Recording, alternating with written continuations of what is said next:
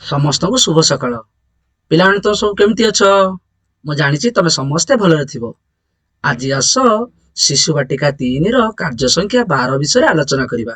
ଆଉ ମୁଁ ତମ ସହିତ ଆଲୋଚନାରେ ଅଛି ଈଶ୍ୱର ଚନ୍ଦ୍ର ବେହେରା। ଆସ ସମସ୍ତେ ଆଲୋଚନା କରିବା। ଆଜି ଆଲୋଚନାର ବିକାଶର ଦିଗ ହେଉଛି ଶାରୀରିକ ବିକାଶ। ଆଉ ପାଠ୍ୟକ୍ରମର ଲକ୍ଷ୍ୟ ହେଉଛି ନିଜକୁ ସୁସ୍ଥ ଓ ନିରାପଦ ରଖିବା ପାଇଁ ଉପଯୁକ୍ତ ଅଭ୍ୟାସର ବିକାଶ କରିବା। ଆଉ ଦକ୍ଷତା ହେଉଛି ପୁଷ୍ଟିକର ଖାଦ୍ୟ ପାଇଁ ରୁଚି ଓ ବୁଝାମଣା ପ୍ରଦର୍ଶନ କରେ ଏବଂ ଖାଦ୍ୟ ନଷ୍ଟ କରେ ନାହିଁ। ଶିକ୍ଷଣ ଫଳାଫଳ ହେଉଛି କେତେକ ଉତ୍ତମ ପୁଷ୍ଟିକର ଖାଦ୍ୟର ନାମ କହିବା, ଯଥା ଅଣ୍ଡା, ଡାଲି, କ୍ଷୀର ଓ ଶାଗ ଇତ୍ୟାଦି। ଏବେ ସମସ୍ତେ ଆସ ଆଲୋଚନା କରିବା। ଚାଲ ଆମେ ସମସ୍ତେ ଗୋଟେ ଖେଳ ଖେଳିବା। ତମେ ସବୁ ଖେଳିବାକୁ ଭଲ ଲାଗେ କି ନାହିଁ କହିଲ? ଏ ଦେଖିଲ, ଏ ଖେଳରେ ଦେଖୁଛ ତ, ଦେଖ ଏ ଖେଳ ଖେଳିବା। ଏଟା ହଉଛି ଖାଦ୍ୟ ଖେଳ। ଏଠି ସବୁ ଖାଦ୍ୟ ଗୁଡ଼ିକ ଥିଲା କି ନାହିଁ କୁହ? ଦେଖ, ଏଠି ଆମ ପାଖରେ ଦୁଇଟି ଝୁଡ଼ି ଅଛି।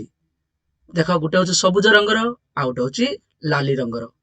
ଆସ ଆଜି ଆମେ ଖେଳ ଖେଳିବା। ଆଉ ସେଇ ଦୁଇଟି ଝୁଡ଼ିକୁ ନେଇ ଭଲ ଖାଦ୍ୟକୁ ସବୁଜ ଝୁଡ଼ିରେ ରଖିବା, ଆଉ ଯୋଉଟା ଖାଦ୍ୟ ଭଲ ନୁହଁ, ଆମ ଶରୀର ପାଇଁ ଭଲ ନୁହଁ, ତାକୁ ଆଣି ନାଲି ଝୁଡ଼ିରେ ରଖିବା। ମନେ ରହିଲା ପିଲାମାନେ? ଦେଖ କେତେ ଗୁଡ଼ିଏ ଖାଦ୍ୟ ଦିଆଯାଇଛି। ପ୍ରଥମେ କଣ ଦିଆଯାଇଛି କହିଲ? କ୍ଷୀର ଗ୍ଲାସ କ୍ଷୀର ଅଛି। ତାପରେ କଣ ଅଛି? ଦେଖ, କ୍ଷୀର।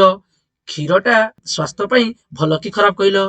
ମୁଁ ଜାଣିଛି ଏହା ଭଲ ଖାଦ୍ୟ ଅଟେ। ତେଣୁ କୋଉଠି ରଖିବା? ସବୁଜ ଝୁଡ଼ିରେ ସବୁ ଭଲ ଖାଦ୍ୟ ଗୁଡ଼ିକୁ ଆଣି ରଖିବା। ଏବେ ଦେଖ, ସବୁଜ ଝୁଡ଼ିରେ ରଖିଦେଲ। ଏବେ ଶାଗଟା କୋଉଥିରେ ଯିବ କହିଲ? ଭଲ ନା ଖରାପରେ ଯିବ? ଆମ ଶରୀର ପାଇଁ ଶାଗ ଭଲ ଯେହେତୁ, ତେଣୁ ଆମେ ଏହାକୁ ସବୁଜ ଝୁଡ଼ିରେ ରଖିବା। ବୁଝିପାରିଲ ପିଲାମାନେ? ଏବେ ଦେଖ ଆଉ ଏକ ଖାଦ୍ୟ। ଦେଖିଲ କଣ ଏ ଖାଦ୍ୟଟା? ଥଣ୍ଡା ପିଇବା ନା? ଥମ୍ସଅପ୍, ସ୍ପ୍ରାଇଟ୍, କୋକାକୋଲା ତମକୁ ପିଇବାକୁ ବହୁତ ବଢିଆ ଲାଗେ। ତମେ ଜାଣିଛ ପିଲେ, ଏ ଖାଦ୍ୟଟା ତମ ଶରୀର ପାଇଁ ଭଲ କି ଖରାପ? ହଁ, ଏଟା ଖରାପ ଖାଦ୍ୟ। ତେବେ ଖରାପ ଖାଦ୍ୟକୁ କଣ କରିବା?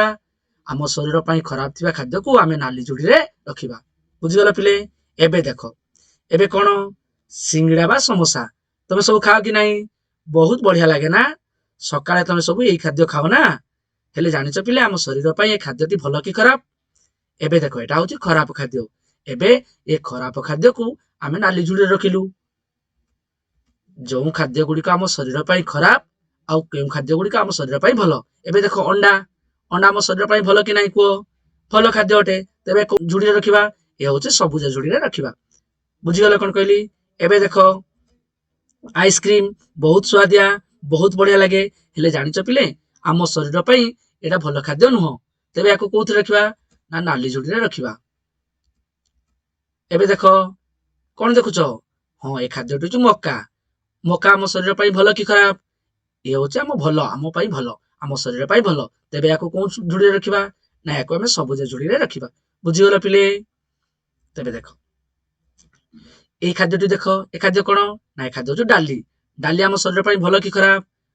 ହଁ, ଡାଲି ହଉଛି ଆମ ଶରୀର ପାଇଁ ଭଲ ଖାଦ୍ୟ ଅଟେ। ତେବେ କୋଉ ଝୁଡ଼ିରେ ରଖିବା? ନା ସବୁଜ ଝୁଡ଼ିରେ ରଖିବା। ବହୁତ ବଢିଆ ପିଲେ। ଏବେ ଦେଖ, ସବୁଜ ଝୁଡ଼ିରେ ଆମେ କଣ କଣ ରଖିଲୁ? ଅଣ୍ଡା, କ୍ଷୀର, ଶାଗ, ଡାଲି, ମକା। ଠିକ ସେମିତି ନାଲି ଝୁଡ଼ିରେ କଣ ରଖିଲୁ? ଯୋଉଟା ଆମ ଶରୀର ପାଇଁ ଖରାପ? ଥଣ୍ଡା, ସମୋସା ବା ସିଙ୍ଗିଡା, ଆଇସ୍କ୍ରିମ ଇତ୍ୟାଦି। ତମେ ଜାଣିଛ ପିଲେ, ତମେ ସମସ୍ତେ ଏମିତି ଲିଷ୍ଟ କରିବ, ତାଲିକା କରିବ। କଣ ତାଲିକା କରିବ? ନା କେଉଁଟା ଭଲ ଖାଦ୍ୟ, କେଉଁଟା ଖରାପ ଖାଦ୍ୟ, ବା କେଉଁଟା ଆମ ଶରୀର ପାଇଁ ଭଲ, କେଉଁଟା ଆମ ଶରୀର ପାଇଁ ଖରାପ। ପିଲାମାନେ, ଏବେ ଭଲ ଖାଦ୍ୟକୁ ଆମେ ଗୋଲ ବୁଲେଇବା। ତମକୁ ମୁଁ କିଛି ଚିତ୍ର ଦେଖେଇବି। ସେ ଚିତ୍ରରେ ଦେଖିବ ଭଲ ଖାଦ୍ୟକୁ ଗୋଲ ବୁଲେଇବ। ଦେଖ ଚିତ୍ରଟି। ଦେଖ, ଏବେ କଣ ଦେଖୁଛ? ଏ ତିନୋଟି ଖାଦ୍ୟକୁ ଦେଖ। ଦେଖ, ଗାଜର ଅଛି, ଆଇସ୍କ୍ରିମ ଅଛି, ଆଉ ଥଣ୍ଡା ଅଛି। କେଉଁଟା ଭଲ ଖାଦ୍ୟ କହିଲ? ହଁ, ଗାଜର ହଉଛି ଭଲ ଖାଦ୍ୟ। ତେବେ ଗାଜରକୁ ଗୋଲ ବୁଲାଅ। ବହୁତ ବଢିଆ ପିଲେ। ଠିକ ସେମିତି ଆଉ ଏକ ଚିତ୍ର ଦେଖାଇବା। ଦେଖ ପିଲେ, ଏଇଟା ହଉଛି ଶାଗ, ଏଇଟା ହଉଛି ସିଙ୍ଗିଡା, ଏଇଟା ହଉଛି ମକା। କହିଲ ଦେଖି ପିଲେ, ଏଥିରେ ଭଲ ଖାଦ୍ୟ କଣ?